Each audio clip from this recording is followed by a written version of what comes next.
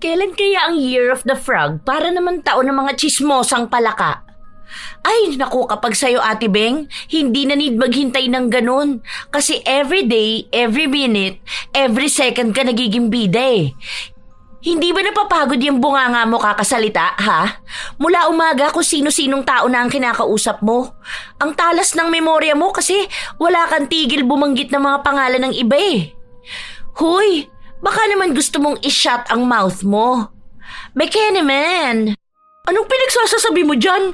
Nagkukwentuhan lang kami ah. Hindi ko kasalanan kung nasasaktan ka sa narinig mo. Oh, hindi mo naman ipinagtanggol ang sarili mo ah. Baka talaga kasing pokpok ka. Malandi ka. Year of the higad ka siguro ano. Kasi every minute, every second din, gusto mo ng lalaki.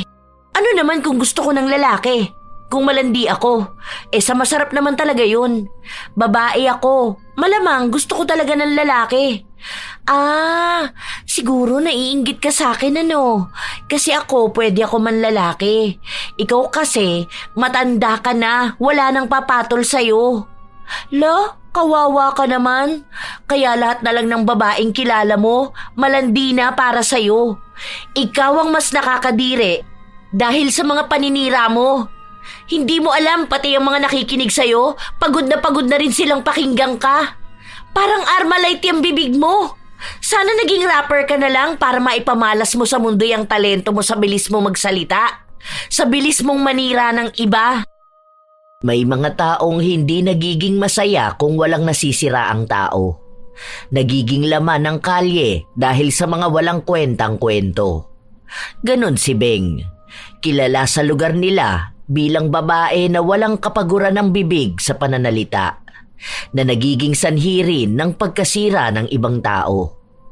May pagkakataon pa nga kaya siyang mapatahimik o kinakailangan niya pang magdusa gamit ang itim na kapangyarihan. Ay, Mother Earth, naku, may chikanis ako sa'yo. Naku, teka nga lang. Ay, ano ba yan? Ang dami ko kasing bitbit eh. Nagsihulog na. Naku. Wait lang, Mother, ilalapag ko lang to. So, ito na nga.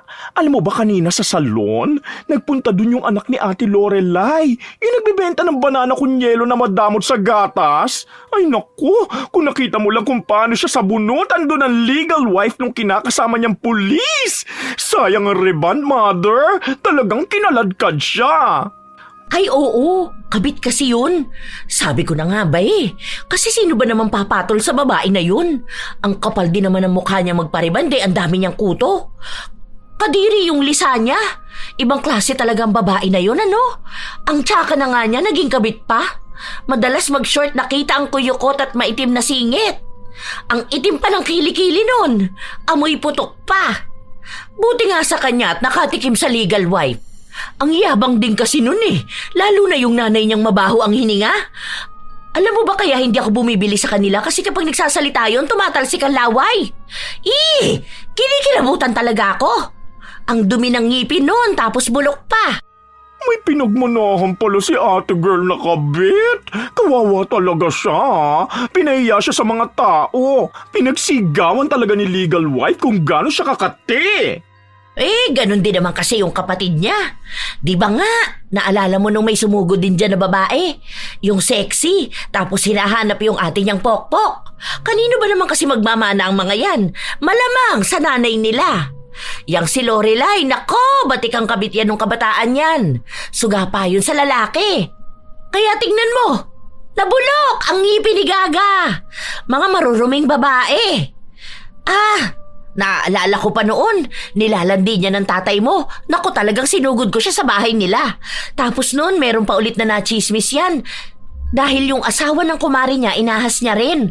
Kaya hindi nakapagtataka kung pati ang mga anak niya sumunod na rin sa yapak niya. Hindi naman kasi mamumunga ng mangga ang puno ng santol, di ba? Kapag kabit ang ina, kabit din ang mga anak. Pamilya ng malalandi. Ay siya, wala namang dulot sa atin ng mga taong yun. Aalis na ako, maglalako pa ako ng suman. Tutali, nandito ka naman na. Yung kapatid mo, baka umuwi. Sabihin mo sa kanya na ipainit na lang yung ulam niya. Yes, Gora Mother. Ingat sila sa iyo. Umalis na si Beng, bitbit ang kanyang mga paninda. Inisa-isa niyang pinuntahan ang kanyang mga suki. Pero kada hinihintuan niya, halos doon na maubos ang kanyang oras. Dahil sa halip na makarami ng benta, mas marami pa ang kwento. Nang huminto siya sa tapat ng tindahan, naroon ang ilan sa mga kakilala niya. Doon siya huminto para makipag-ubusan ng oras sa kwentuhang walang kabuluhan. Oo nga, totoo yon. Ay, hindi pala kayo naniniwala sa akin? Para namang may bago kapag usapang kabit. Hindi pa sila nahuhuli ng mga legal wife nila. Ako, huling-huli ko na ang mga higad na yon. Isa pa, nakita niyo na ba yung bagong biling TV ni Telma? Aba, ang laki. Feeling ko ang mahal nun. Tapos sasabihin niya na mahina ang bentahan ng negosyo niya. Sus! Malakas ang pakiramdam ko.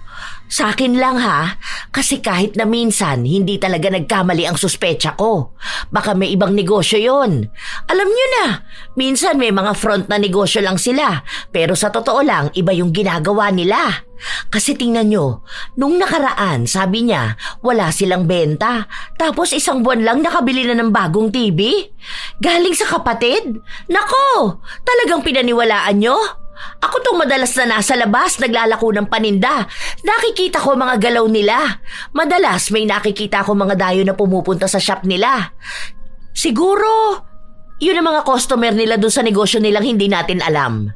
Tapos nagpapaawa pa yung nanay niya na may sakit daw, pero wala naman talaga. Kukuha lang ng simpatsya ng mga tao. Lumang taktika na nila yun, ano ba? Alam nyo, kanina pa tayo nagkukwentuhan pero hindi pa kayo bumibili ng paninda ko. Ito, kunin nyo na, tag-iisa kayo. Kunin mo yan. Parang ano to? Nakikinig ka ng chismis ko tapos ayaw mo sa paninda ko? Kung ganyan ka, sa susunod huwag kang makikinig sa akin, ha? Hindi na makapagsalita ang mga dapat nakakwentuhan niya dahil sakop na ni Beng ang lahat ng oras. Halos nasabi na rin niya lahat ng salita. Kaya kahit na may gustong sumabat, wala na silang pagkakataon na gawin. Habang nagkukwento si Beng, dumating naman ang isa nilang kapitbahay at bumili sa tindahan. Be ano, kumusta naman ang tatay mo? Balita ko na bundol yung motor nun ah. Anong ginawa niyo doon sa nakabundol sa kanya? Naku, dapat pagbayarin niyo ng mahal. Hindi pwede yung ganun lang basta dahil may buhay na nanganib. Okay na te, nakausap naman na namin. Saka nagbayad naman siya sa ospital. Yun lang? Ay, huwag kayong papayag na ganun lang. Hingian nyo ng pera ah. Paano yung gamutan ng tatay mo? Dapat kapag mga ganyan, inuunahan nyo na kaagad ng singil. Anong gusto nyo? Makakasakit sila tapos kayo lang ang agrabyado? Hoy! Hoy! Saan ka pupunta? Nag-uusap pa tayo ah. Ay, ang bastos talaga no? Kita nyo yun? Akala mo naman kung sino siyang maganda para maging isnabera. Barbie lang naman ang pangalan niya pero mukha naman siyang tsakadal. Tingnan mo nga siya lumakad oh. Mas nauuna pa ang uso. Tapos talagang iniuumbok pa ang puwet niya. Papansin sa mga lalaki eh. Sa totoo lang, kaya ganun umasta si Barbie ay dahil nananawa na siyang pakinggan ang boses ni Beng na walang tigil. Naririndi siya sa tuwing nagsasalita ito at para makaiwas na sa maraming tanong na wala namang patutunguhan, tinatalikuran na agad niya ito. Isa sa mga dahilan kung bakit inis na inis si Beng. Para sa kanya, nakakabastos kapag umaalis ang isang tao habang nagsasalita pa siya. Kaya ang mga kausap niya, kahit gusto na nilang umalis, wala silang magawa. Tanging si Barbie lang ang may lakas ng loob dahil wala siyang pakialam kahit na magkalat pa ng maling balita tungkol sa kanya si Beng. Isa rin sa ayaw ng dalaga ay yung nakakarinig siya ng mga paninira laban sa ibang tao. Ilang araw pa ang lumipas, palagi pa ring laman ng kalsada si Beng. Panay ang pakikipagkwentuhan sa kung sino-sinong tao. Isang hapon, habang naglalako ng paninda niyang tinapa, nadaan ang ginang sa isang bahay. May mga gamit sa labas. Hoy! Ano yan? Pinalayas na kayo sa inuupahan nyo? Hindi siguro kayo nagbabayad ng upa, no? Sabi kasi sa akin ni Osang, ang hirap niyong singilin ng upa. Totoo ba yun? Nagalit ang babaeng kausap niya. At syempre, hindi rin magpapatalo si Beng pagdating sa talakan. Bakit ka nagagalit sa akin? Nagtatanong lang naman ako ah. Siguro totoo yung sinasabi ni Osang na hindi kayo marunong magbayad. Ayan, buti nga sa inyo. Yang ugali mo nababagay yan sa kanal. Oo, doon kayo tumira sa maruming lugar. Saka wag mo akong matawag-tawag na mahadera ha. Kapag nagtatanong sa'yo ng maayos, pwede mo namang sagutin. Umaalingaw-ngaw sa kalye ang boses ni Beng. Marami ang nakakarinig ng mga sinasabi niya at tila ba sanay na ang mga tao sa kanya. Kahit na anong oras, maririnig nila itong nagdadaldal. Nang gabi na, umuwi si Beng na bitbit pa rin ang inis niya sa babae. Sakto naman na pag-uwi niya, kararating lang din ang kanyang anak. Ay, shala ni Mother, nakabusangot na naman. Di ba naubos ang benta? Ay nako, napipikon ako dyan kay Beverly. Akala mo kung sino siya na hindi nga siya makabayad ng renta nila? Aba, sinabihan ba naman akong mahadera? Aba, akala naman niya madadala niya ako sa mga ganyan niyang salita. Nako, sinabi ko talaga sa kanya na sa oras na ako ang kalabanin niya, malalaman sa buong Las Piñas sa mga sikreto niya. Akala niya ha? Talagang lahat ng madadaanan ko, aba, kinukwento ko na pinalayas na siya sa inuupahan niya dahil hindi na nga siya marunong magbayad, ang sama pa ng ugali niya. Yan, tama lang ang ginawa mo, Mother. Ang dami ng utang sa tindahan, ha? Kapag daw sinisingil, nagagalit pa. Paano ba namang hindi dadami ang utang niya? Ang luho niya. Panay siya bili ng skincare. Hindi naman nagagamot yung pagiging bakekang niya. Bagay na bagay ang ugali niya sa mukha niya. Parehas pangit. True! Ang baho din ng kanyang pechay. Naalala ko yun. Akala ko dumaan ka bitbit yung nilalako mo kasi amoy masangsang. Tapos pagtingin ko, si ate girl amoy tinapa. Mabaho naman talaga yun. Halata naman na hindi siya naliligo. Nakakadiring babae sa kadugyutan. Habang nag-uusap ang mag-ina, may tumatawag kay Beng. Agad din naman itong nilabas ng ginang. Oh, Mare! Anong ginagawa mo rito? Wala na akong tinapa. Bukas na lang dadaanan kita sa inyo. Ano yung naririnig kong chismis na may utang daw ako sa'yo?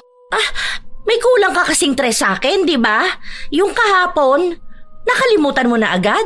Di ba ang sabi ko ibibigay ko na lang pagbalik mo dahil wala akong barya? Alam mo naman, Mare, hindi naman ako makakabalik agad dahil ang dami kong nilalakuan ng paninda ko. Ano ba yan? Nagagalit ka na kaagad sa akin? Mamaya mali-mali lang yan chismis na narinig mo. Alam mo naman na kumari kita. Hindi ako magsasabi ng masama tungkol sa'yo. Wag lang talaga akong makakarinig ng kung ano-anong chismis tungkol sa akin. Naku talaga. Ito naman, galit na galit. Gustong manakit? Inabot ni Winnie ang 3 pisong kulang niya kay Beng. Habang si Beng naman ay umaasta na waribay wala siyang ipinakalat na maling balita tungkol sa tinatawag niyang kumare. Dahil sa naging alitan nila, hanggang sa kinabukasan, si Winnie naman ang panibagong tao na naging laman ng usap-usapan sa kanilang lugar. Hanggang sa sumapit na ang tanghali, dumaan siya sa salon kung saan nagtatrabaho ang kanyang anak. Hayaan mo na yun, Mother. Baka kasi kawalan sa kanya ang stress, no? Tingnan mo, nagpapaka-stress ka. Nagiging kaluka-like mo na si Ate Zenny. Hoy, kumato ka nga dyan. Ang pangit nun tapos ihahalin tulad mo ko sa kanya. Mukhang hito yun eh. Ang sakin lang kasi, di ba? Tres na nga lang yung utang niya sa akin tapos kumagalit pa siya eh. Akala mo naman siya yung aping-api? Pabigti masyado. Ito, may bago akong chika sa'yo, Mother. Alam ko, kilala mo to. Yung dati nakatira kina Kuya Franco, yung mag-asawa doon. Yung Seaman. Nabalitaan ko na buntis daw yung babae ah. Tapos 2 years nang hindi umuwi ang asawa. Tapos ang hinala, yung bayaw ang nakabuntis sa kanya. Tapos yung bunso raw na anak, hindi naman doon sa lalaki. Parang pinaako na lang para hindi magkaroon ng malaking eskandalo. Alam mo, pinayuhan ko na yan noon na huwag niyang patirahin sa kanila yung bayaw niya. Hindi nakinig sa akin. Itong si babae naman, sa sobrang lande, nagpatuhog pa talaga sa magkapatid. Pero balita ko, mukhang mas magaling sa kama yung bayaw. Parang ang siste live-in sila ngayon. Habang yung Seaman ang bumubuhay sa kanila. Ewan ko ha, ang sabi uuwi raw sa susunod na buwan yung seaman. Ay baka doon na magkakaalaman ano.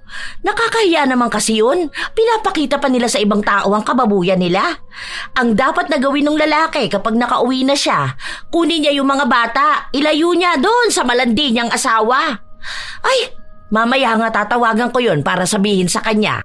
Ay taray, over sa details si Mother. Ang nabalitaan ko lang yung buntis. Siyempre naman, ako pa ba? Hindi pa umuugong yung chismis na buntis siya. Alam ko na yon, no? Nakikita ko rin sila minsan, parang happy family. Ang kapal ng mukha, ano? Para siyang si Criselda, yung asawa ni Nunong Mangingisda. Aba, habang nasa laot ang asawa, itong si Criselda, sinisisid na pala ng ibang lalaki. At nakakatawa pa ha, mang-aalimango naman ang kabit niya. Nanawa yata sa sinigang na tulingan, kaya ayun, tumikim naman ang ginataang alimango. Oh, anong nangyari? Ayun, binuntis lang, iniwan din. Ngayon, yung asawa niya ayaw na siyang balikan. Ewan ko kung nasa na yun. Naaalala ko na naman, may utang sa akin yung pichi-pichi ah. Hindi na ako binayaran. Ay, yan talaga si Criselda, naging crazy na yan. Paano? Jamming ang banding nila ni Kabechi. Ngayon, hindi na makalibre si Kabechi, so nagchuchu na rin sa life niya. Kaloka! Oo nga pala, Mother. Di ba pupunta ka sa laundry shop ni Kabanong? Ay, oo nga pala. Buti na lang pinaalala mo sa akin. Dadaling ko dun yung sapin-sapin na order niya. Sandali nga lang, napasarap naman ang kwento ko. Kaya pala ako napapunta rito. Dadaanan ko pala si Enteng at Ingkong dahil sabi nila kukuha ulit sila ng suman. Ay siya, sige na. Mamaya na ulit tayo magkwentuhan kapag nakauwi na tayo. Mother, yung kay Ate Ann na order, ha? Idaan mo na lang bago ka umuwi. Habang naglalakad si Beng, may mga nakakasalubong na naman siyang kung sino-sinong tao na tinatambayan niya ng ilang oras para lang sa mga kwento niyang paulit-ulit lang. Mga paninira sa iba't ibang tao na kahit hindi namang kilala ng kausap niya, ay ginagawa niya pa rin ng komento. Hanggang sa tinawag siya ng isang bibili ng suman. Okay na yan yung 100 pesos. Kahit wag mo na i-plastic, dyan lang naman ang bahay ko eh. Sige, sandali lang ha, bibigyan kita ng minatamis.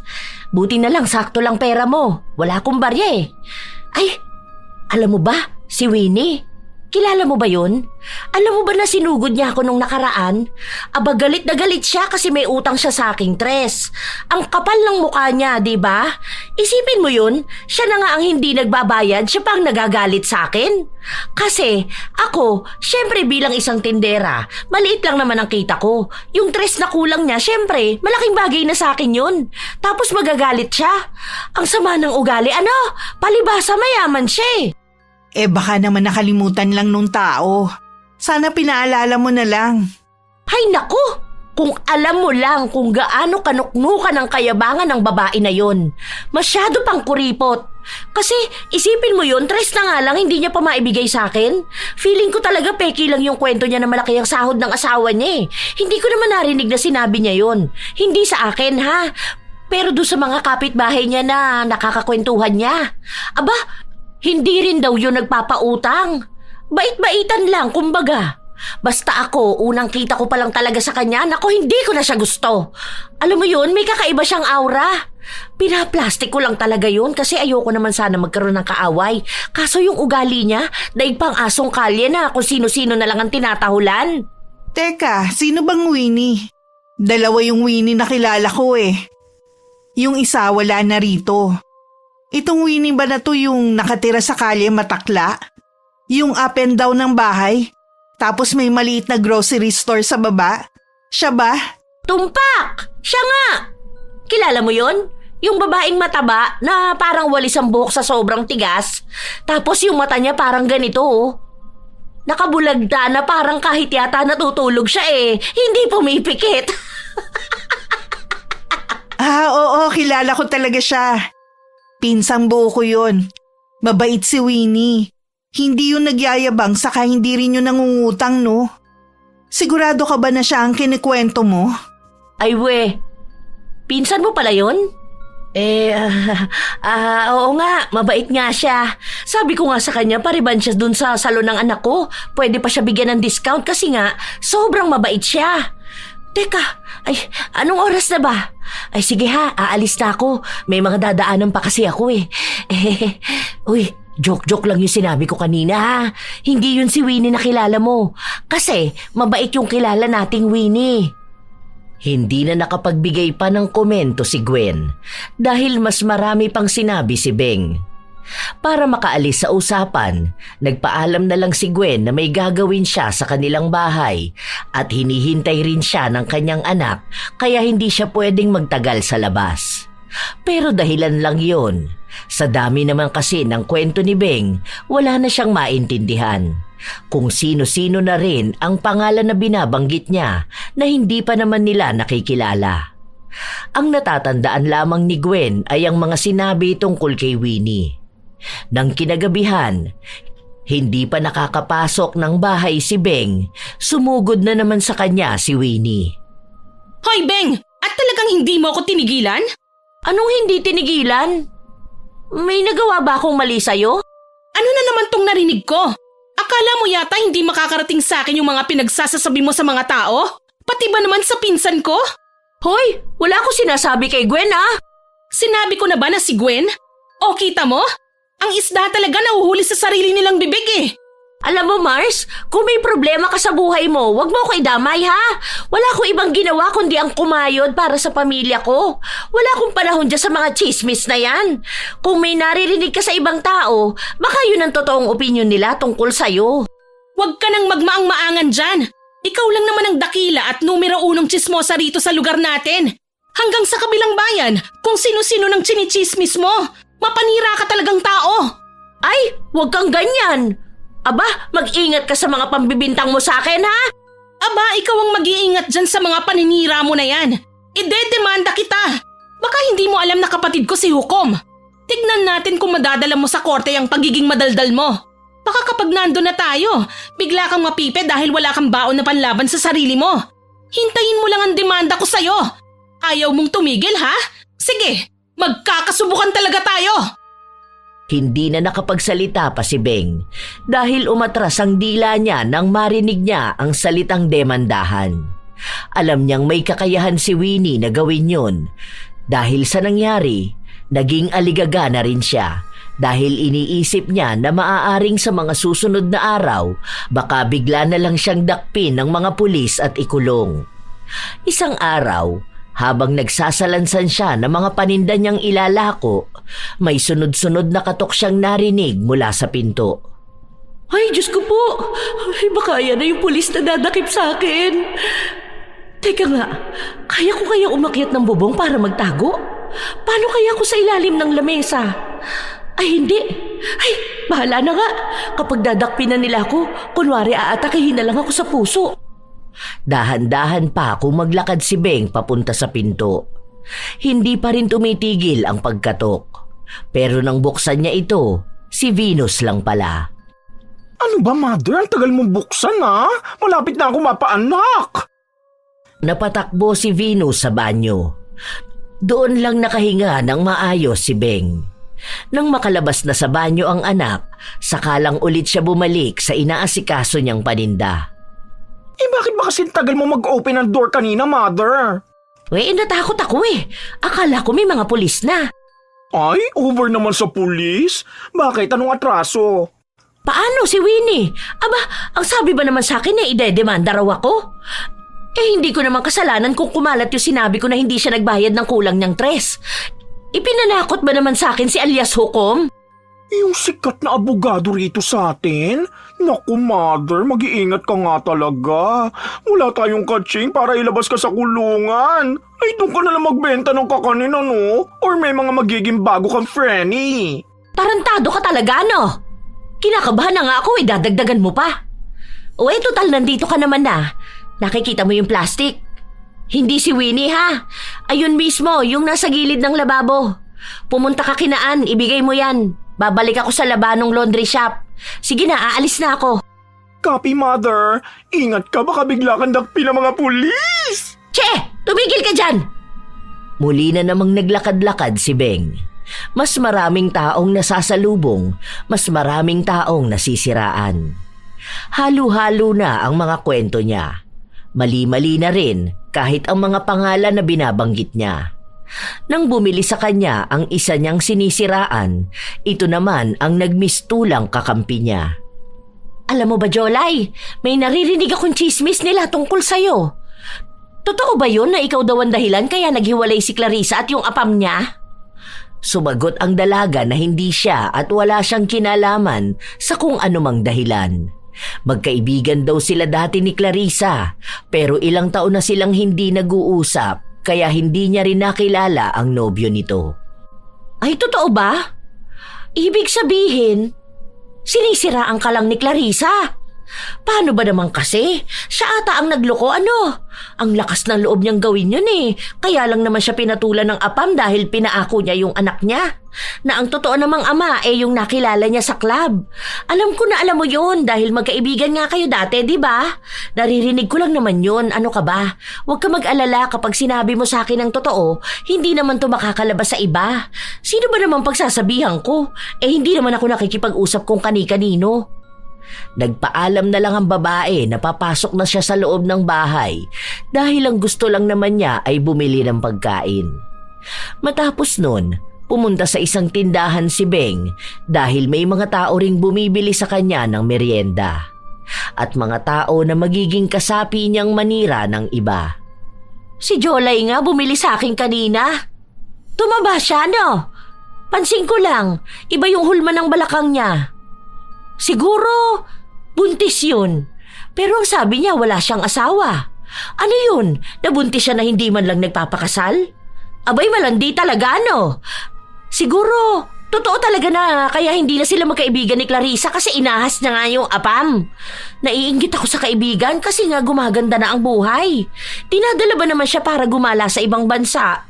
Hindi ko alam kung nasusubaybayan niyo sila nung mga bata pa lang sila pero ako talagang nakasubaybay na ako eh. Kasi nakatira yan si Jolay sa tabing bahay lang namin. Aba, kahit ata sinong lalaki nun talagang papatusin niya. Kaya nung nabubuhay pa ang asawa ko, nako, bantay sarado ako.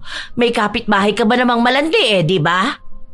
Nagbigay rin ng opinyon ang taong hindi naman kilala ang mga sinisiraan niya. Para lang magkaroon ng buhay ang kanilang araw. Matapos nun ay nagtungo na siya sa dapat niyang pupuntahan. Nang makarating na siya sa labanong, ibinigay niya ang madalas na binibili nila. Sakto naman na may pumasok na bago lang sa paningin niya. Bago ka lang dito? Opo. Bali, bakasyon lang ako. Saan ka nakatira? Sabi na bago ka lang eh. Ngayon lang kasi kita nakita. Halos lahat ng mga tao kasi rito sa ulado ko na. Alam mo na, sa araw-araw ko ba namang paglalako ng paninda? Gusto mo bang bumili? Saan ka nga banda para mamayang hapon bentahan kita ng tinapa? Diyan lang po sa tawiran. Kung kilala niyo po si Bert, ayun po yung tito ko. Si Bert! Si Bert! Sino yun? Sige, itatanong ko na lang mamaya. Bili ka na ng kakanin, masarap to. Ay, may ikukwento ko sa'yo. Hindi ko alam kung kilala mo kasi nga bago ka lang dito. Alam mo ba nung nakaraan may nakakainis na bumili sa akin tapos kulang siya ng 3. Alam mo, bilang isang tindera, kailangan ko ng pera. Aba, ako pa ang inaway niya. Ang daming masasakit na salitang sinabi sa akin. Winnie ang pangalan nun. Tapos yung pinsan niyang si Gwen, isa pa yung mahaderang babae. Mayayaman kasi yung mga yun Tapos ito pa kasi kanina nagbenta ko doon sa kabilang shop. Tapos may isa silang empleyado na nag-resign na. Amy naman ang pangalan nun. Bisaya yun tapos Baduy Manamit. Pero may kagandahan naman siguro kahit paano. Kaso, sobrang landi nun. Naku talaga magugulat ka. Siguro kung makikita ka man nun, kahit kasama mo pa ang asawa mo, naku wala yung pakialam. Binibira nun kahit sinong lalaki. Walang pakialam sa pagmumukha. Ayos isang kakanin lang ang binili ko pero 10 tao na yata ang nasiraan nyo. Kaya siguro pagkain ang binibenta nyo kasi magugutom yung kausap nyo sa dami nyong kwento. Sige, okay na yan, te. Wala akong barya Baka maichismis pa ako kapag kulang ang binigay kong bayad. Kapag nakita mo na lang bahay ko, saka ako bibili ng tinapa. Nakakatuwa ka naman. Salamat ha. Pagkaalis pa lang ng lalaki, saka naman kinausap ni Beng ang bagong pasok na magpapalaba. Kung sino-sino na namang pangalan ang binabanggit niya. Ang babae ay napapatango na lang para kunwari ay nakikinig siya kahit na wala siyang maintindihan. Hanggang sa napunta naman ang usapan sa lalaking kanina lang ay bumili kay Beng. Ang sabi ng babae ay Crisanto ang pangalan nun. Ah, Crisanto ba? Lalaki ba yun? Bakit mukha siyang bakla? Ay, naku, bakla yon, alam ko. Baka natatakot lang siyang lumantad Hindi, kasi alam ko merong mga yung mga bakla na nakapanlalaki pa rin. Minsan nga yung iba nasa gym pero mga bakla naman, di ba? Nagpapalaki ng katawan tapos pumapatol naman sa kapwa nila lalaki. May kilala akong ganun. Alam mo yung doon sa kabila, yung malapit sa school? Hindi ko alam kung kilala mo pero si Lester. Gwapo yun, macho. Pero sobrang lalakero nun. Aba, hindi ko akalain na bakla yun. Ang nagsabi lang sa akin ay yung kapitbahay nila. Sa totoo lang, wala namang problema kung bakla ang isang tao, di ba? Kasi ako, anak ko bakla Pero okay lang naman sa akin, mahal ko siya. Ang sa akin lang naman, sana naman magpakatotoo sila, di ba? Hindi yung kailangan pa nilang itago. Para saan pa? Tumangulang ang babae at nagpaalam na sa kanyang aalis dahil marami pa siyang gagawin sa kanilang bahay. Sa paglipas pa ng mga araw, walang pagbabago si Beng. Panay pa rin siya kwento ng buhay ng iba, kahit na ang iba roon ay wala namang katuturan. Isang hapon, habang naglalako siya ng tinapa, nakita niya si Barbie na bumaba sa sasakyan at may bit-bit na mga pinamili. Ay wow! Ayos Asensado ka na talaga, no? Ang yaman mo na. Hindi ka na ma-rich. Ma-rich. Basta hindi ka na maabot. Ma-rich po yun. Pero bumili lang naman akong stock sa bahay. Ano namang mayaman dito? Mga shampoo lang naman to. Hindi ba? Kasi kami nga hindi makapag-grocery Siguro may apam ka na rin, Ay wala na po kayo doon. Kung afam man yung boyfriend ko o hindi. Sige po, wala akong oras para makipag-usap sa inyo Ayoko ng chismis. Ay, ang attitude Konting grocery lang naman yan, akala mo naman sobrang yaman na niya. Mawawala rin naman yan. Inis na inis si Beng sa ugali ng dalaga. Kaya ito naman ang panibago niyang siniraan sa mga nasasalubong niya. Ang yabang! Diba? Kahit nga ako nagulat sa kanya Sa bagay, ano ba namang aasahan mo sa mga taong katulad niya? Nako! Alam naman natin kung anong puhunan niya para magkapera, di ba? Alam niyo naman ang puhunan ng mga pokpok. Kung hindi ba naman siya pokpok lalabas ng bahay nila na naka-t-shirt tapos walang bra. Kung dalaga yan, mahihiya siya. Hoy! Kahit pa sabihin nating bibili lang naman siya sa tindahan, may mga tao pa rin silang makakasalubong. Baka kamo pinapakita niya sa mga lalaki. Nako, ingatan niyo ang mga asawa niyo. Year of the Snake pa naman ngayon. Ang daming ahas.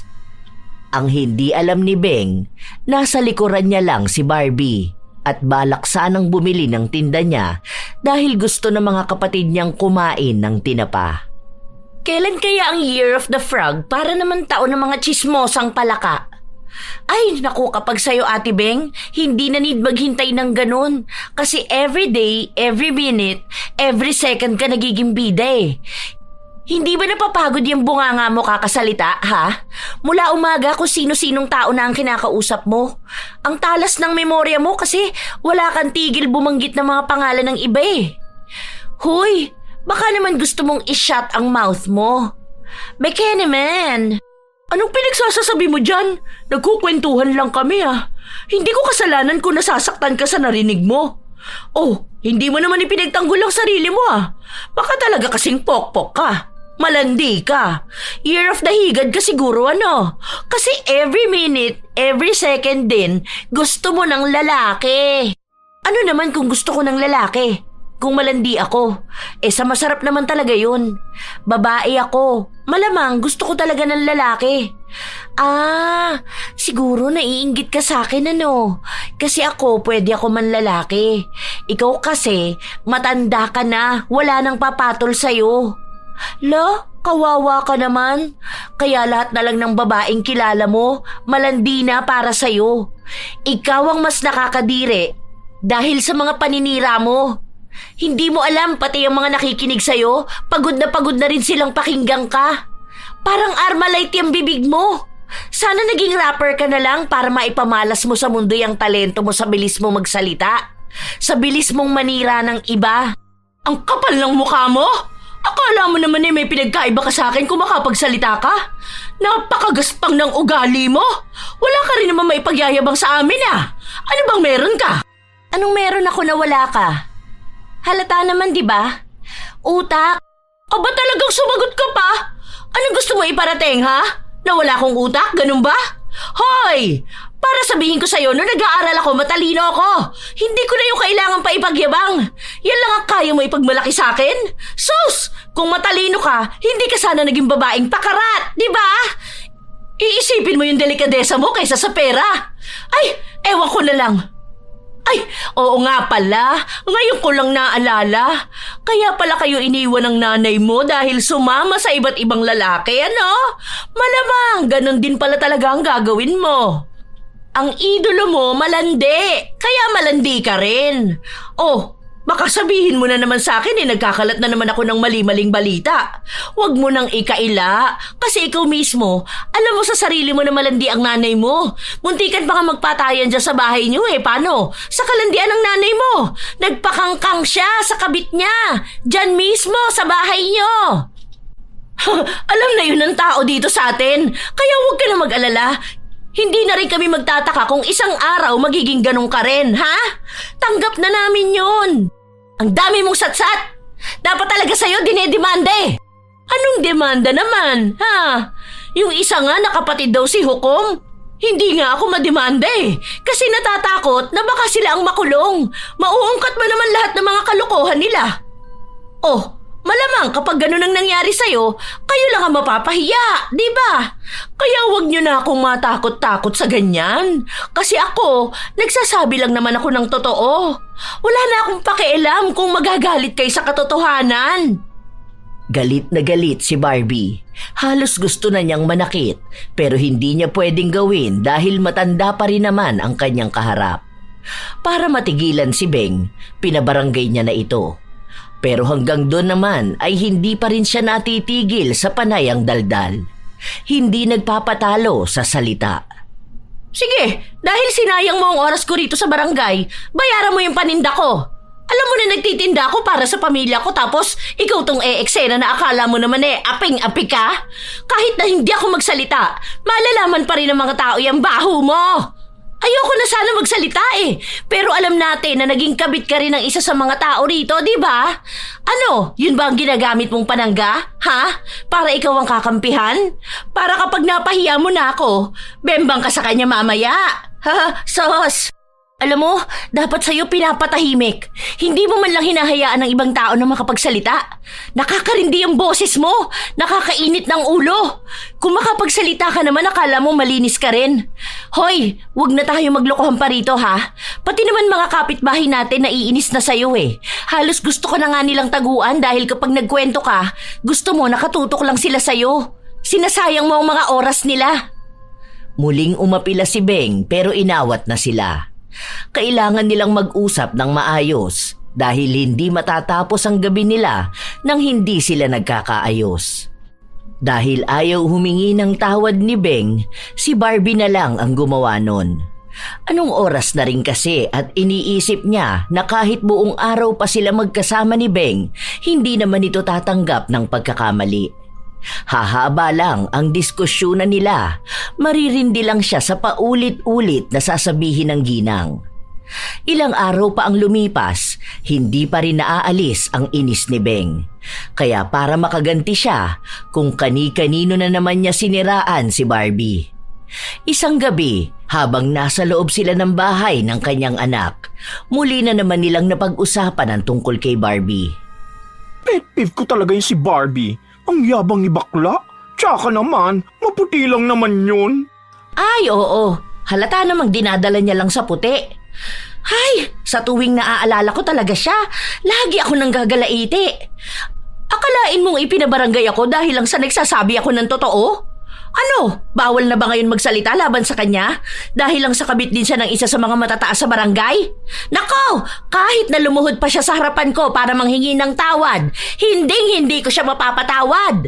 Mabuti akong tao pero hindi ako mabilis kumalimot kapag may atraso sila sa akin. Saka mother, nung nakaraan nga nagpagupit yung kapatid niya sa salon, naririnig ko yung usapan nila na parang gusto na nilang lumipat ng baler. O paano naman sila lilipat ng bahay ni wala nga silang pambili ng pagkain nila? Mga timawa. Ano, may ipambabayad sila sa uupahan nila? Baka sa kalsada sila. Oo, dun siya sa basurahan. Pareha silang marumi. Ang chika sa akin, may hinihintay raw siyang pera. Hindi ko nga lang alam kung saan galing o kanino. Baka sa customer niya sa ibang bansa. Nagbebenta siya ng mga hubad niyang larawan. Ganun lang naman ang kaya niyang gawin Wala naman siyang pinag-aralan. Kaya anong magandang trabaho ang makukuha niya? Hay! Naha-high blood na naman yata ako sa kanya. Ikuha mo nga ako ng tubig, Binansyo. Ay wow, sala naman ang Venancio, mother. Ang baho niyang pangalan ko Parang pangalan lang ni Lolo. Venus ako, mother ha? Kasi kahulma ko si Venus Ra. Ay siya, ikuha mo ako ng tubig. At ako nahihilo. Kapag ako talaga nagkasakit, ipapagastos ko ang gamutan ko doon sa pokpok na yon. Siya naman ang dahilan kaya ako nagkakaganito. Ilang linggo pa ang lumipas, nananatili pa rin ang galit ni Beng kay Barbie. Pinaparinggan niya ito sa tuwing nakikita niya. Minsan pa, habang nasa tindahan si Beng at kasama ang mga kaibigan niya, sakto na pumunta rin si Barbie para bumili. Nagtanong ang tindera sa dalaga tungkol sa kalagayan ng kanyang ama. Okay naman po si tatay. Kauuwi lang po namin galing sa ospital. Sa ngayon, may gamot naman po siyang iniinom. Siguro, kaya inatake na naman ang ama dahil may nalamang ginagawa ng anak. Baka kasi pati yung ama, kinakahiya kung anumang trabaho ng anak. Ay sino ba naman kasing hindi aatakihin kung malalaman mong pokpok ang anak mo? Hay nako Ate Beng, wag mo na akong daanin sa mga parinig mong ganyan sa akin ha. Hindi yan uubra. Kung sakali man na may galit ka sa akin, halika ako ang kausapin mo. Sabihin mo ng harap-harapan na malandi ako. Hoy, pansinin nyo nga siya. Baka kulang yan sa aruga. Ay, oo nga pala. Sige na, kausapin nyo. Kasi nananaginip ata na akala niya lahat ng sinasabi ko ay patungkol sa kanya. Wala naman akong pakialam sa buhay niya. Sige po, pasabi na lang din po sa isa dyan na sana tumahimik naman siya. Dahil sa kasasalita niya ng ganyan at kakachismis niya sa ibang tao, baka bigla na lang umurong ang dila niya at hindi na makapagsalita, ano? Nagsalita pa ulit ng parinig si Beng, pero hindi na ito binigyan pa ng pansin ng dalaga. Sa halip, umalis na lang siya at hindi na lumingon pa. Sa paraan na yon, alam niyang dagdag na naman yon sa inis ng manang. Dahil sa nalaman ni Beng, gumawa na naman siya ng bagong kwento. Habang naglalako siya, bawat kakilala niya na masasalubong, ibinabalita niya ang nangyari sa tatay ni Barbie. Oo, si Macario. Kilala mo yun? Ano ka ba? Naaalala mo yung nagtatahi ng sapatos? Ayun, siya yun. O diba, sabi ko sa'yo, kilala mo siya? May anak yon, si Barbie na mukhang tiyanak. Alam mo na yung nangyari kay Macario at sa asawa niya. Ano ba yan? Makinig ka muna kasi sa akin ha. Diba, nag-away sila noon ng asawa niya dahil sa kabitan. Ngayon, ito ang siste. May tani nga ang buhay ni Macario dahil ilang beses inaatake sa sama ng loob. Hindi sa asawa niya, kundi sa malandi niyang anak. Aba, ginaya siguro ang ina na nagdala ng lalaki sa bahay nila. Kaya itong si ama, ayaw naman mapariwara ang buhay ng anak. Baka nagalit. Kaso, itong anak na si Patutot, hala, sige, basta may lalaki, pakamot ng pakamot. Kawawa talaga si Macario. Ang bait pa naman nun, di ba? Tapos yung asawa niya naging konsumisyon na sa kanya. Aba, pati ba naman anak niya? Mas malala naman sa anak niya kasi talagang proud malandi. Wala namang katotohanan na may taning na ang buhay ng ama ni Barbie. Pero magiging masaya ang kwento ni Beng kung yun ang kanyang sasabihin dahil nakukuha niya ang simpatsya ng mga tao. Hinihiritan niya pa ng mga nakakainis na kwento, kasama na rin ang kabastusan ng dalaga sa mga matatanda dahil sinagot-sagot nga raw siya nito, kahit na ang gusto lang naman sana niya ay payuhan ng dalaga. Ilang araw na yon ang ipinapakalat na kwento ni Beng. Isang hapon, nasa loob siya ng salon kung saan nagtatrabaho ang anak. "Dito muna ako ha, grabe init sa labas." Habang nag-uusap ang mag-ina, biglang may sumugod. Ay, ano ba? Nakakagulat ka naman, Barbie! "Walang yayang nanay mo! Anong sinasabi niyang malapit nang mamatay ang tatay ko? Aba, ingat siya ha, baka mauna pa siya." Saan naman galing ang chika mo na yan? "Oo nga, saan ka naman sumasagap ng maling balita para lang may maiparatang sa akin ha?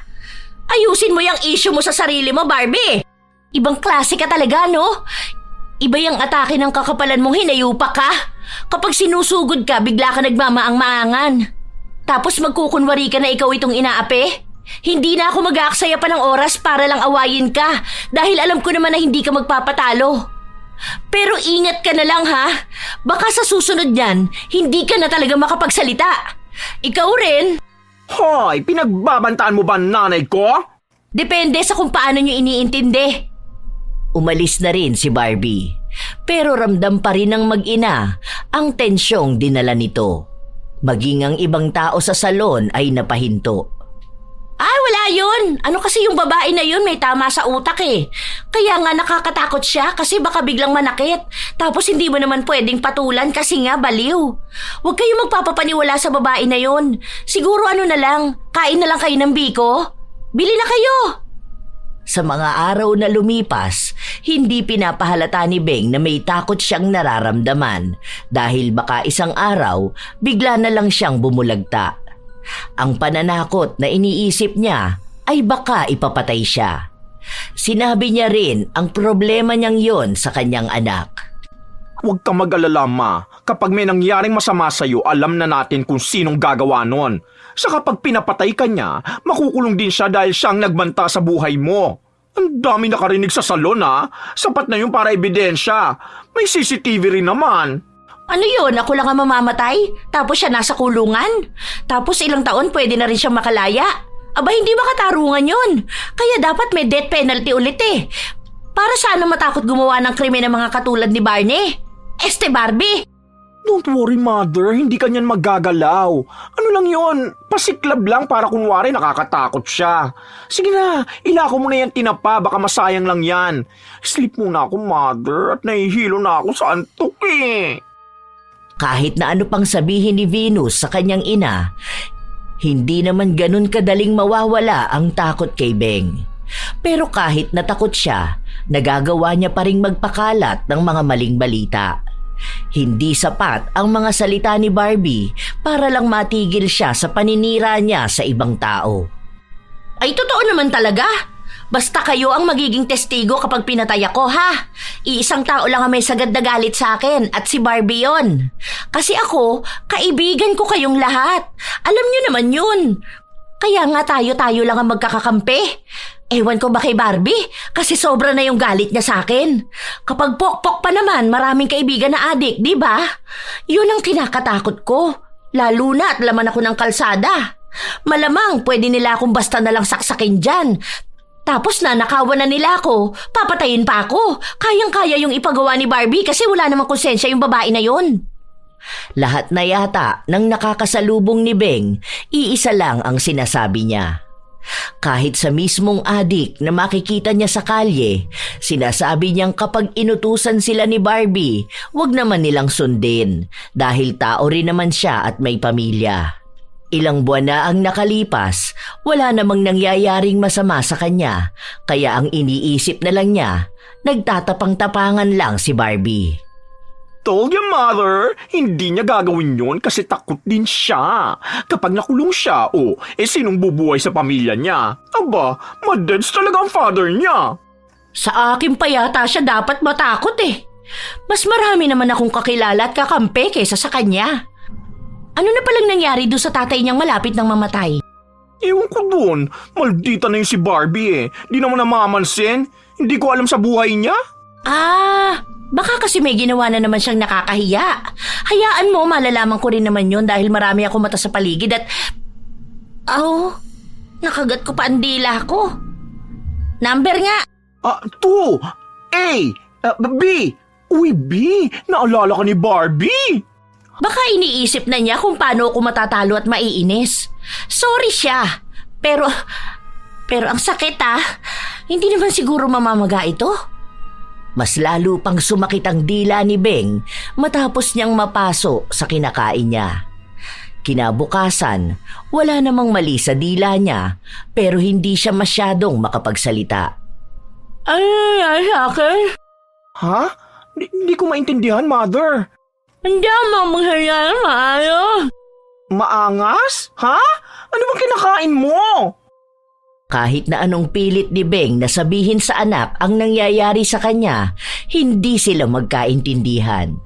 Kaya ang ginawa na lang nila, isinulat na lang ni Beng ang gusto niyang sabihin at pinabasa sa anak. Ang akala nila noong una, dahil lang yon sa pagkapaso.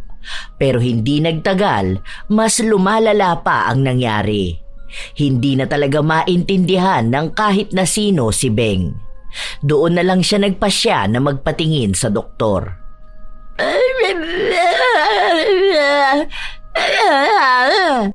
Uy, Mother, hindi siya manghuhula para malaman ang sinasabi mo.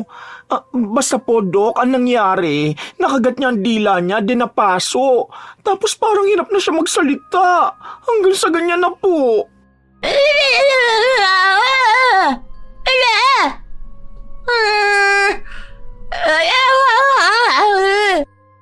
Mother, ako na, okay? So ano pong gagawin, Dok?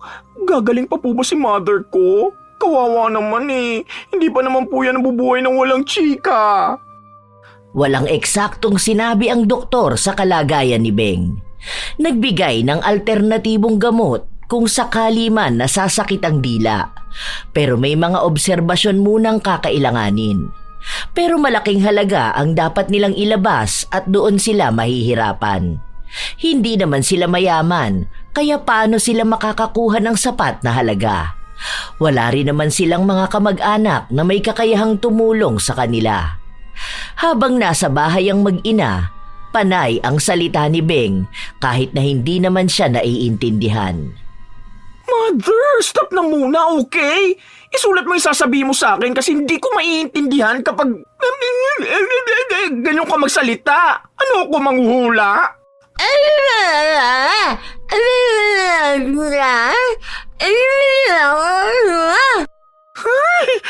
Chat mo na nga lang ako? Gigil si Beng na nag-type sa kanyang cellphone at sinabi sa anak na nakakatamad daw yung gawin lalo na kung marami siyang sasabihin. Ang katwiran naman ni Venus, kahit naman anong gawin niya ay hindi pa rin naman sila magkakaintindihan. Dahil wala silang pera, hindi na ulit na ipatingin si Beng. Para makaipon ng pera, bumalik sa pagtitinda si Beng. Ang kaibahan lang, hindi na ganun kasaya ang araw niya dahil wala na siyang nakakausap. Kahit na gusto niyang magsalita, hindi naman siya maiintindihan ng mga makakausap niya. Baka mainis lang sa kanya at ipagtabuyan siya.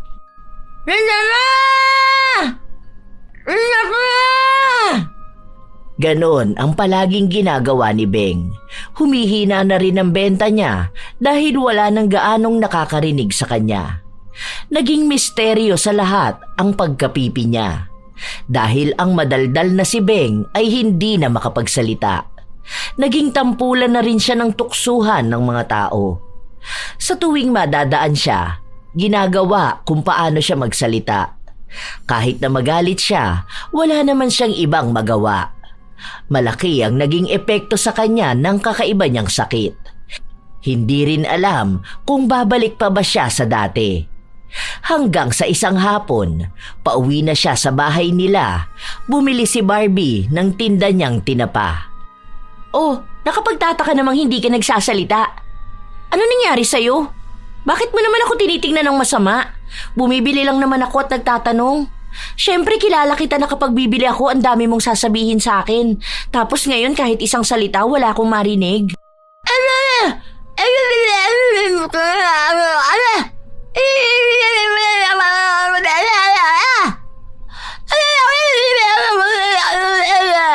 Oh, chill ka lang dyan ah. Hindi naman kita maintindihan. Ang sakit pala sa tenga kapag ganyan ka magsalita, ano? Ang cute ng boses mo. Parang literal na Armalite na pala yan. Ayan na siguro ang parusa sa'yo dahil ang sama ng ugali mo. Hindi ka na makapagsalita dahil ang dami mo ba namang siniraang tao. Yang dila mo ang dahilan, kaya maraming nag-aaway, kaya may mga nagkakagulo. Kaya yang dila mo rin ang magpapahirap sa'yo.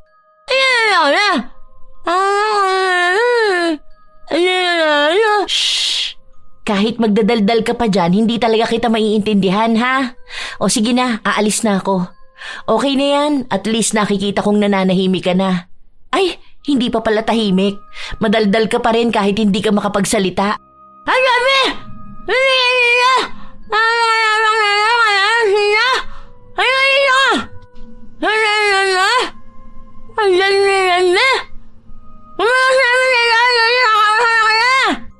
Kahit wala namang nakakaintindi sa kanya. Panay ang daldal ni Beng na itong pakialam sa kanya dahil wala naman ngang lumalabas na maayos na salita. Pagka-uwi ni Beng, nakita niya ang anak niya. Doon na naman siya nagsimulang magkwento. Base sa kilos niya at galaw ng kanyang mga kamay, nakikita na inis talaga siya. Hindi nga lang alam ni Venus kung kanino siya galit. Mother, okay ka na ba? Tapos ka na dyan sa pahula mo sa akin? O sige, chat mo na lang sa akin. Hindi talaga tayo magkakaintindihan ha? Hindi na nagsalita si Beng. Hindi na rin siya nag-chat sa anak dahil nawawala na siya ng gana magpaliwanag. Pakiramdam niya, wala naman ding saysay kung uulitin niya lang ang nasabi na niya. Wala na ang emosyon. Ilang linggo pa ang nakalipas, wala pa ring nagbabago kay Beng. Wala siyang iniinom na gamot. Hindi rin naman masakit ang kanyang dila. Nagsabi rin siya sa anak kung kailan ulit sila magpapatingin sa doktor at ang sabi lang ni Venus kapag nakaya na nilang maipon ang pera na kakailanganin. Pero dahil si Venus lang ang nagtatrabaho, mahihirapan sila. Wala na rin kasing benta si Beng kaya sa halip na kumita, nalulugi lang sila. At dahil nagiging tampulan na ng tukso, pinatigil na lang muna siya ng anak. Ano kayang gagawin ko sa iyo, Mother? Hindi ka naman pipi noon. Saka imposible naman na bigla ka magiging pipi, no? What if may kumulam sa iyo? Nagsulat si Beng at sinabi na baka may galit sa kanya. Mother, para naman bago. Lahat galit sa'yo, alam mo ba? Naririnig ko talaga yung mga chismis nila. May nagsabi pa nga na salamat naman daw hindi na nila kailangan pa magtago sa bahay nila kapag lalabas ka. Dahil wala nang chichika sa kanila ng pagkatagal-tagal. Oh, hindi to chismis lang ha. Isa tong katotohanan, Mother. Nagsulat si Beng, kakaunti lang dahil tinatamad siyang sabihin ang lahat ng hinaing niya. Galit siya sa mga taong naninira sa kanya, pero ang mga tao na yun naman ang kanyang mga kaibigan. Kung paano niya siraan ng iba, ganon din siya kung siraan ng mga tao. Tila ba bumabaliktad na ang sitwasyon. Sila-sila na ang magkakakampi, habang siya ang nag-iisang kalaban. Try ko nga pumunta kay Apong Isaac bukas para maipatawas kita. Baka nga napano ka na. Interesting. Sino kaya nagpakulam sa'yo? Sino sa mga kaaway mo at sumugod sa bahay? Walang mapangalanan si Beng dahil kapag inisa-isa niya ang mga sumugod sa kanya, marami yun. Kaya lahat na lang sinisi niya. Kung makakapagsalita lang siya, sinabi na niyang walang kwenta ang mga tao na yon at hindi sila lumalaban ng patas. Sa oras daw na malaman niya kung sino yun, siya mismo ang kukulam sa kanila. Ang dami niyang hinaing sa buhay na hindi niya masabi. Hanggang sa ilang araw pa ulit ang nakalipas, wala pa ring nagbabago sa kanya. kahit pa nagpunta na ang kanyang anak sa isang albularyo. Magaling naman ang albularyo pero mukhang may nakita ito kay Beng na hindi niya basta dapat galawin. Hindi man sila magkakilala ni Beng pero alam ni Apong Isaak ang kwento tungkol sa kanya. Kung gaano naging kalupit ang dila niya sa ibang tao. Naging mas mahirap palalo ang buhay ni Beng. Pero kahit na ganon, hindi niya pa rin napipigilan ang sarili na manira ng tao. Sa social media siya nag-iingay. Kung sino-sino ang kinakausap niya para lang din makasagap ng ibang balita. Isang hapon, nasa labas lang si Beng dahil walang ibang tao sa bahay nila, nakakaramdam siya ng pagkainip. May dumaan na kakilala niya pero hindi niya kinausap. Nakakapanibago, pero sino nga naman ang kakausap sa taong hindi naman maintindihan? Ilang sandali pa, si Barbie naman ang dumaan pero hinintuan siya nito. Gusto mo ba ng chismis? Alam mo, buntis ako. Oo, totoo nga. Ay, alam ko naman na alam mo na kasi lahat naman ng bagay mabilis mong mapansin. Ayan ha, hindi ko tinatago. Yaan mo, imbitahan kita kapag may gender reveal na. Ano hula mo? Sabi nila babae raw kasi ang ganda ko mabuntis. Totoo ba na maganda akong buntis? Ano ba yan? Ang boring naman. Bakit hindi mo itanong kung sinong tatay? Kung yun ba yung boyfriend ko o ibang lalaki? Kung papanagutan ba ako o hindi? Ano na? Huy! Sige na!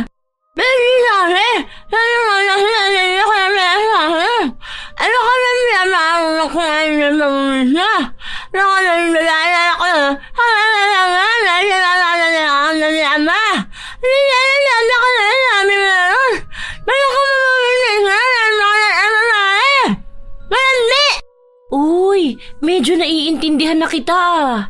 O baka kabisado ko na kasi ang mga sinasabi mo. Hulaan ko. Ang sinabi mo, malandi kasi ako. Mana ako sa nanay ko. Baka pinapaako ko kung kaninong lalaki ang pagbubuntis ko. Na kapag babae ang naging anak ko, mamamana niya lang ang kalandian ko. Ganun ba? Oh, ang galing ko no. Ganyan kasi palagi mong sinasabi eh.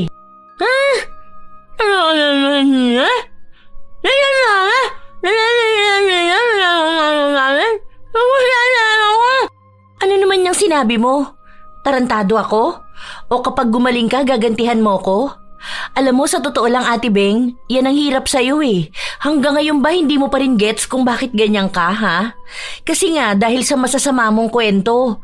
Baka kaya hindi ka gumagaling kasi hindi naman nakikita ng langit na nagbabago ka. Ano, tama ba ako? Hindi ka magbabago kung hindi mo nakikita kung anong mali sa'yo. Ate Beng, wag mo sayangin ang buhay mo sa pagiging tsismosa lang. Tingnan mo ngayon, ano bang napala mo sa pagiging mapanira mong tao? Wala naman, di ba? Kasi kung totoong nagkaroon ka ng kaibigan sa pagiging madaldal mo, sana naman may tutulong sa'yo. Kaso wala. Basta maayos ko tong sinabi sa'yo ha. Ikaw na ang bahala kung titingnan mo to bilang masama. Ikaw rin naman ang mahihirapan kung ipagpapatuloy mo yung ganyan mong ugali eh. Sayang. Hanggat may pag-asa pa, subukan mong magbago. Hindi na kumibo pa si Beng. Sa halip ay pumasok siya sa loob ng kanilang bahay. Doon siya nagkulong at nagmukmok. Wala siyang ibang makausap dahil abala ang kanyang anak sa trabaho nito. Para mabuhay sila, kailangan magdoble kayod ni Venus. Bibihira na lang din silang makapag-usap dahil hindi nga siya naiintindihan. Habang lumilipas ang mga araw, mas lalong lumalala ang sama ng loob na nararamdaman ni Beng. Biglang bagsak ang kanyang kalusugan. Kumakain naman siya pero hindi siya nakakaramdam ng kahit na anong saya. Pakiramdam niya ang tahimik ng buhay niya. At ang katahimikan ay kalungkutan. Ang dami na rin niyang naririnig mula sa ibang tao. Doon niya lang din unti-unting napagtatanto na ang pagiging pipi niya ay hindi lamang simpleng pananahimik, kundi may mas malalim pang ibig sabihin. Maaaring ang hindi niya pagkakaroon ng kakayahan na magsalita ng maayos ay katulad din ng mga taong walang kakayahang ipagtanggol ang sarili nila laban sa mga paninira niya. Wala ngang magandang dulot ang pakikipagtsismisan dahil walang tunay na pagkakaibigang nabubuo. Walang magawa si Beng, kaya ang ginawa niya na lang ay nag-post siya sa kanyang social media.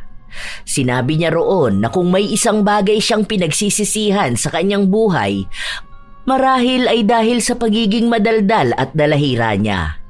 Kung may pagkakataon lang siyang maibalik ang nakaraan, hindi na niya gagawin ang mga bagay na yon. Pero dahil wala naman ang pagkakataon na makabalik sa nakaraan, sisiguraduhin niya sa hinaharap ay may malaki nang magbabago sa kanya. Ang daming naging komento, hanggang sa dumating ang araw na nagkausap silang dalawa ni Barbie. Isa ito sa hiningian niya ng tawad dahil ang dami niyang ibinalik na galit, at isa na roon ang kwento ng ina ni Barbie. Ganun man ang kanyang ginawa sa nakaraan, nakuha pa rin siyang patawarin ng dalaga. May ibang tao siyang hindi nahingian ng tawad dahil hindi na niya makausap. Kaya lahat, idinasal na lang niya, taimtim sa kanyang puso. Hindi bibig ang humingi ng tawad kundi ang kanyang puso. At sa mga sumunod na araw, tila ba unti-unting nagkaroon ng pagbabago kay Beng. Ay, Shala! Medyo gets na kita, Mother! Pero may boses na hindi lang malinaw. Yay! I'm so happy, Mother! Siguro tuloy-tuloy mo lang ang pagsasalita mo para maging maayos ka na ulit. Labas ka na, makichismis ka. For sure, mabilis kang gagaling niyan. Natawa lang si Beng pero tumanggi siyang lumabas at makisama sa mga mapanirang tao. Dahil sa nagiging pagbabago niya, natatawa na lamang din ang kanyang anak. Habang tumatagal na nagbabago siya, unti-unti na rin siyang nakakapagsalita ulit. Wala silang naging alam sa tunay na dahilan kung bakit napipi si Beng. Kung sino ba ang kumulam sa kanya. Ang alam lang nila ay kung paano siya gumaling sa pamamagitan lamang din ng kanyang pagbabago at pagtanggap ng pagkakamali. Simula noon ay natuto na rin siyang maging tahimik. Kapag may naririnig siya sa iba, hindi na niya pinapansin. Dahil naging maayos na siya, nakabalik na ulit siya sa pagbebenta. Tinapa! Tinapa kayo dyan! Ay, wow! Ang ganda pala ng boses ko pag sumisigaw ako ng tinapa. Tuwang-tuwa si Beng habang naririnig niya ang kanyang sariling boses. Naaalala pa niya nung hindi siya nakakapagsalita. Kahit pagsigaw ng tinapa ay kinaiinisan na niya. Dahil balik kalsada na naman siya, nakakasalamuha na naman niya ang mga taong dati niyang pinagkukwentuhan ng mga walang kwentang bagay. May iba na pilit binabalik ang dating Beng, pero wala nang balak pa ang manang na ibalik yun. Natatakot siya na baka tuluyan na nga siyang maging pipi. Sobrang hirap na hindi makapagsalita. Hindi maipagtanggol ang sarili. Doon niya napagtanto kung gaano nga ba kahalaga ang boses at hindi ito basta sinasayang sa paninira ng iba. Habang naglalako siya, nasa lubong niya ang isang kakilala niya. Binili nito ang huling tinapa at nagkwento sa kanya tungkol sa isa pa nilang kakilala. Nagsasabi ng masama at tila ba naghihintay ng opinyon ni Beng. Ay, wala na ako sa ganyang linya, Mare. Ayoko na niya mga panlalait na yan. Hayaan na natin sila. Siguro kung wala namang malaking epekto sa ating lahat di wag na lang nating pansinin. Kung doon siya magiging masama, wala naman tayong magagawa kung tomboy siya kahit na may anak na siya, di ba?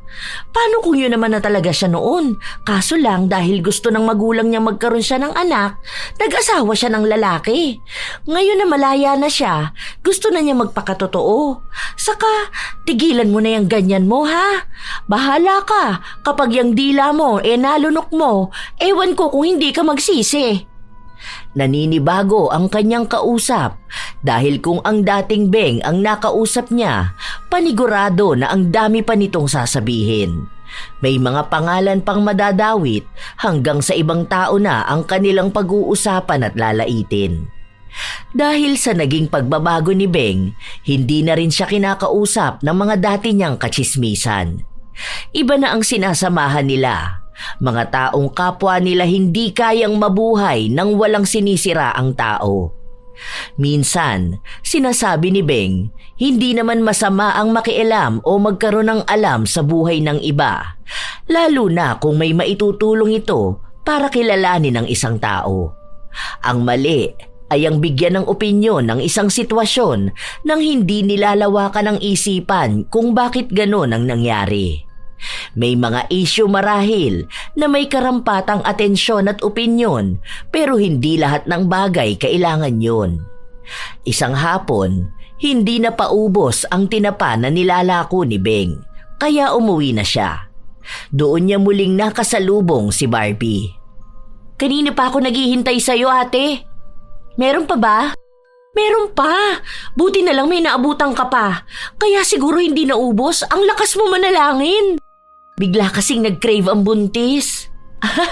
Oo nga, pero hindi halata sa'yo na buntis ka. Ang liit ng tiyan mo. Sa bagay, first baby mo pala yan. Hoy, huwag kang tulog ng tulog at lamon ng lamon ha. Baka mahirapan kanyang manganak. Kailan ka nga ulit manganganak? Sa March pa ate. Ninang ka ha? Naku, sa tanda kong to, magnininang pa ako. Si Venancio na lang ang kunin mong ninang. Sa kasal ko ate. Ikakasal ako sa December eh. Kukunin kita ha. Sige, okay lang kahit i-chismis mo sa kanila para hindi na ako mahirapan mag-imbita sa kanilang lahat. Malalaman din naman nila yan kahit na hindi ako ang nag-chismis. Ang dami kaya nila dyan. Retired na ang kanilang president. Kaya may kanya-kanya na silang grupo. Natawa naman ako sa retired na. Buti naman, para hindi ka nakakahatak ng kaaway. Tingnan mo, magiging ninang ka pa. Kung magkaaway tayo, kahit lumpia sa handa ng kasal ko, hindi ka talaga makakatikim. Okay lang. I-chismis ko naman sa kanila na hindi masarap ang handa nyo, kaya ayaw mong mamigay. Grabe ka naman, ate. Nagtawanan silang dalawa habang nagbibiruan. Sa katunayan, doon na lang ulit nagawa ni Beng na tumawa ng totoo nang walang ibang panlalait sa kapwa. Naging magaan din ang buhay niya. Marahil ay hindi na niya bitbit ang galit ng mga taong sinisiraan niya.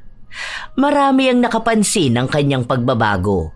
May mga natuwa at meron ding mga hindi. May mga nagsasabi rin ng dahilan kung bakit siya nagbabago. Kung papakinggan niya at dadamahin yun, baka mapuno lang siya ng galit. Pero tapos na siya sa galit. Hindi na siya babalik doon. Masaya na siya sa bago niyang buhay kung saan naging kaibigan niya ang mga nakaaway niya. Habang ang mga kaibigan niya noon ay kaaway na niya. Minsan pa, kapag si Venus naman ang nagchismis, siya na mismo ang nagpapatigil sa anak. Sinasabi niya na wala itong magandang dulot sa kanya. At baka isang araw, magising na lang din siyang hindi na makapagsalita. Minsan talaga ang mga tao hindi nakikita kung gaano kalaking epekto ng kanilang pananalita. Basta para sa kanila, ang kasiraan ng ibang tao ay ang kanilang kasiyahan. Nag-iimbento ng kwento para lang may ipakalat. Hindi dapat maging ugali ang pakikialam sa ibang tao, lalo na kung wala naman itong magiging pagbabago sa inyong buhay. May kasabihan pa nga na ang dila ang isa sa matalim na mga bagay na kayang sumugat ng pagkatao. Huwag maging sanhi ng sakit sa ibang tao dahil hindi mo alam kung kailan din ito babalik sa'yo. Huwag nang hintayin na maparusahan bago pa malaman kung ano ang tunay na pagbabago. Ika nga na ang chismis ay parang apoy. Maliit lang sa simula pero kapag hindi pinatay, lumalaki at sumusunog ng reputasyon, tiwala at pagkakaibigan. Ang maling salitang ikinalat mo ngayon, bukas ay maaaring bumalik sa'yo ng mas masakit. At kung anong pinagtawanan mo, maaaring siyang maging dahilan ng pag-iyak ng iba. Hindi kailanman nagiging magaan ang buhay ng taong ang puhunan ay kasiraan ng iba. Kaya bago maglabas ng salita, isipin muna kung makakabuti ba ito o makakasakit. sapagkat ang tunay na tao ay hindi nakikilala sa dami ng tsismis na alam niya, kundi sa respeto at malasakit na naibibigay niya. Huwag maging dalahira o tsismosa dahil ang kasinungalingan at paninira ay bumabalik. Ano mang itapon mo laban sa iba, yun din ang iyong matatanggap. Kung nais mong makilala, piliin mong makilala sa kabutihan, hindi sa paninira. Tandaan na ang magandang salita ay ang nagbibigay saya sa iba sa tamang paraan, hindi sa paninira at lalong hindi para mag-iwan ng sugat sa kanilang pagkatao na mahirap ng magamot. Walang yaman ang higit pa sa tiwala at walang mas mabigat na pagkabigo kundi ang pagkawala nito dahil sa sariling bibig. Minsan talaga may mga taong katulad ni Beng na walang pakialam kung nakakasakit sila ng iba. Kung sino-sino ang kinakausap para lang makapanira ng ibang tao. Pero laging tatandaan mga apo, na kailanman hindi nakakabuti ang pagkakalat ng tsismis. Minsan talaga, hindi maiiwasan yon lalo na nagbibigay ng aliw. Pero laging isipin na hindi dahil masaya kayo sa panghihimasok sa buhay ng iba, ay yun na ang tama. Malay mo, dumating ang araw na ang kasama mong naninira sa iba, ikaw naman ang sisiraan sa susunod. Sana'y may natutunan kayo sa ating bagong kwento. At kung kayo ay may karanasan at opinyon, ay i-comment ninyo dahil nais kong mabasa ang inyong mga saloobin, mga mahal kong apo. Shout out sa ilan sa mga masusugid na tagapakinig ng mga istorya ni Lola Telang. Belen Baladhay, Jelana Amanda, Ami Pacana, Valerie Joy Nadal, Vivian Baterbonia, Bagaforo Nene, Tutsi Roll, Rowena Alcoba, Joy ng Bahrain, Belen Malbas, Larnie Azurin, Francesca Liana, A.D. Mako, Jocelyn Kai, Sheren Solero Masagka. Shout out din sa inyo, Jaylan Dagan, Florence Hervasio, Mary Jane Rico, Rose Ann Rapadas at sa asawa niyang si Nick, Richelle Ann 19, Kissy Summer Labordo, Gina Veldad, Ramil Fariolin, It's Me Chrissy, Maricel Batak, Charlene Fernandez, Marco Nanes at sa kanyang mga boss na sila Kuya Ruel, Ate Myra at Myrel Jam ng Pakil, Laguna, Febe Ranyada, Sherlyn Joseco, Shai Bugawan, Marvin Sarol, Lynn Buro.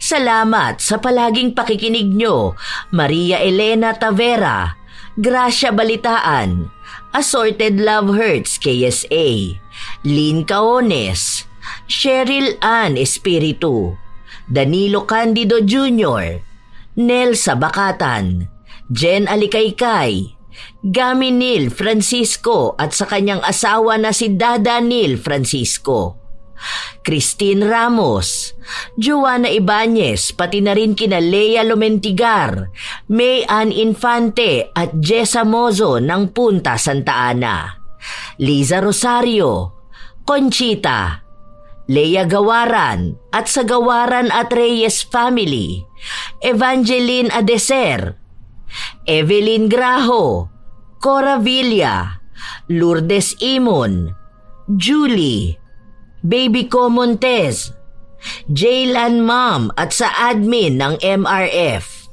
Beth Lisa, Rosel Sabanal, Garlene Cabug, Virginia Beley, Geraldine Elaine San Jose, Bella DMT ng Kuwait, Mirasol Sangkap, Badeth Yap, Criselda Ricamora, Billy Arboleda, Siti Fatma, Cheryl Paurilio, Demi Muzna Silyada, Isel Gregorio.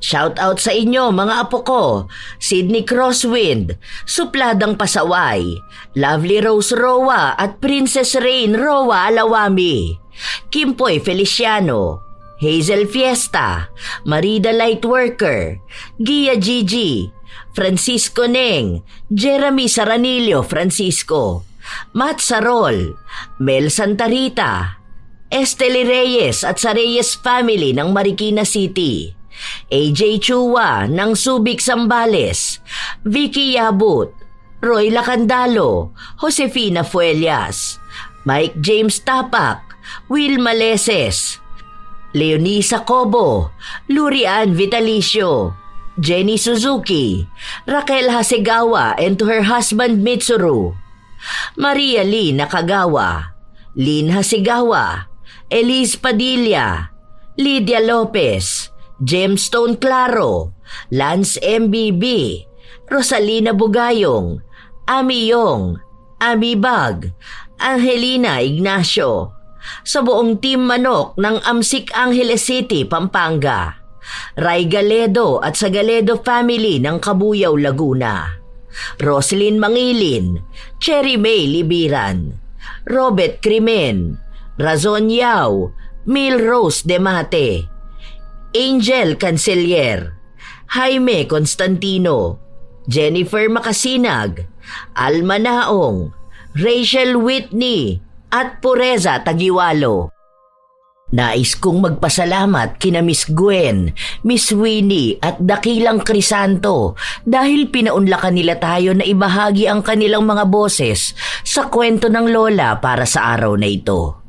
Kung hindi pa kayo nakasubscribe sa kanila, ay hinihiling ko sana na mag-subscribe kayo at subaybayan nyo rin ang kanilang mga kwento dahil siguradong magaganda at kaabang-abang. Ito ang inyong Lola Telang at maraming salamat sa lagi niyong pakikinig, mga apo.